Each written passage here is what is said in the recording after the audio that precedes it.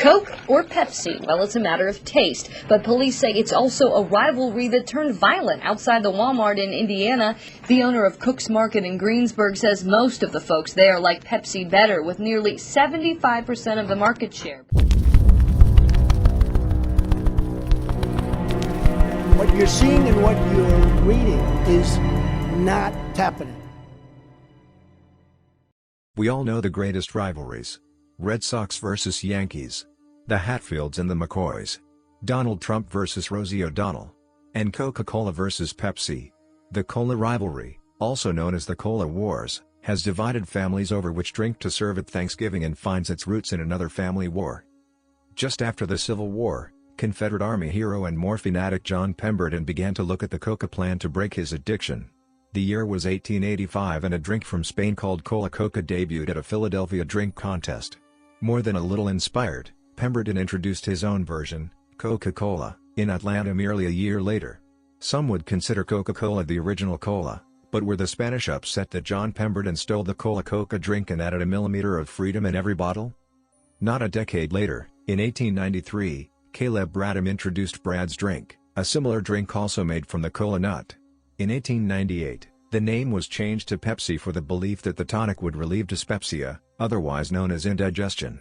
Around the same time, fighting between Spain and America broke out over Cuba's independence. Or so the story goes. The cola nut, then a key ingredient in both Coca-Cola and Pepsi, grew only in Puerto Rican rainforests, then ruled by Spain. Still upset over Coca-Cola's theft of the Kola Coca recipe, Spain offered Pepsi, a favorite drink amongst the Spanish ruling class, the exclusive rights to the cola nut, in a move that would wipe out Coca-Cola permanently.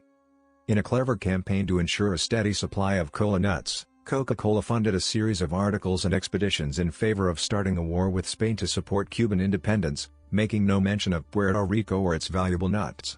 Still, future President Theodore Roosevelt found himself in Puerto Rico, heroically leading the Coca-Cola Rough Riders to a victorious upset on San Juan Hill against the outnumbered Spaniards, sponsored by Pepsi. Spain lost the war and signed the Treaty of Paris, which not only won Cuba its independence but the U.S. secured Puerto Rico. Coca-Cola accessed the much-needed cola nuts as well as the Latin and Spanish markets, giving them domestic and international domination, while Pepsi filed for bankruptcy in 1922. The Cola Wars turned cold, focusing on diplomacy and playful marketing jabs, but there are times the war heated back up. 1946, the Coca-Cola embargo of Kemmerer, Wyoming. Coca-Cola held a virtual monopoly on county fairs throughout the U.S. and Canada. Eager to break it, a restructured Pepsi ordered the Mercantilist Guild to block Coca-Cola products from being delivered to the local county fair. In order to ensure their legal contracts were enforced, Coca-Cola sent two company lawyers who risked their lives to protect Mayor Amy Daly, a member of Team Coke, from assassins hired by Pepsi. The plot eerily mirrors what happened in Star Wars: The Phantom Menace, except that the force was in reality court-ordered injunctions. Since 1946, Pepsi has come to dominate the US, Canada, and Kazakhstan markets.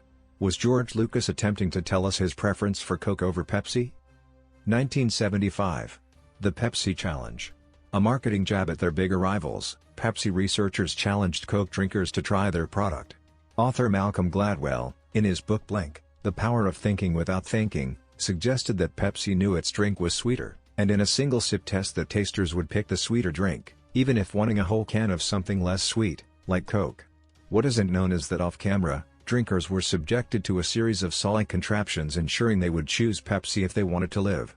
From this flawed data, Coke launched a sweeter new Coke recipe, a massive PR nightmare. Was that Pepsi's plan all along?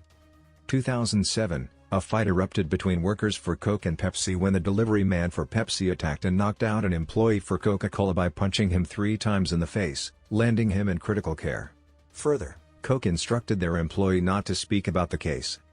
Why not? Would Coca-Cola have had to admit to stealing Spain's drink, Kola Coca, all the way back in 1885? Would Coke need to admit to the atrocities they committed in order to maintain their monopoly back in 1946? Why did Pepsi subject millions of Coke drinkers to the Pepsi Challenge? And, could a Puerto Rican puppet master be pulling Coke and Pepsi's strings in order to make room for Coco Rico, a Puerto Rican soft drink?